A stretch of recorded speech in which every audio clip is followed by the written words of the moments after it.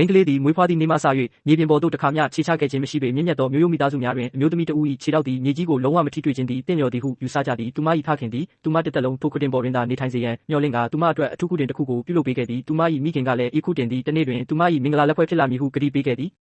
သို့သောတနေ့တွင်သူမ၏ဖခင်သည်ဥပဒေကိုချိုးဖောက်သည်ဟုဆွဆွဲခံခဲ့ရသည်မိသားစုသည်ထွက်ပြေးတိမ်းရှောင်ခဲ့ရသည်ထို့သို့ဖြစ်တော်ညာလဲမိန်းကလေး၏ခြေထောက်သည်မြေပြင်ကိုလုံးဝမထိခဲ့ပေရုတ်တရက်စစ်သားများရောက်လာပြီးဖခင်ကိုဖမ်းဆီးခေါ်ဆောင်သွားကာသူမကိုပြည်တစားရုံတစ်ခုသို့ရောင်းချခဲ့သည်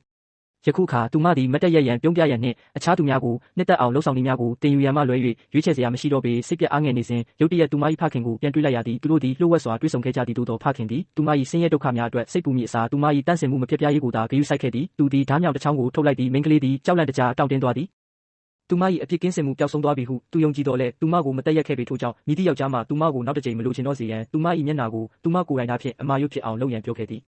ထိတ်လန့်နေသောမိန်းကလေးကမနက်ဖြန်တွင်အဖြေပေးပါမည်ဟုအေးဆေးတည်ငြိမ်စွာပြောကြားခဲ့သည်ထိုညတွင်သူမအိပ်မပျော်ခဲ့ပေနောက်တစ်နေ့မနက်တွင်မှန်ထဲကိုကြည့်လိုက်သောအခါသူမ၏အဖြေကိုတွေ့ရှိခဲ့သည်သူမ၏ဖခင်နှင့်ပြန်တွေ့သောအခါတွင်ဒူးထောက်ကအယိုအသေးပြုလိုက်ပြီးဒီနေ့ကစပြီးဖခင်မှာသမီးမရှိတော့ပါဘူးဟုပြောလိုက်သည်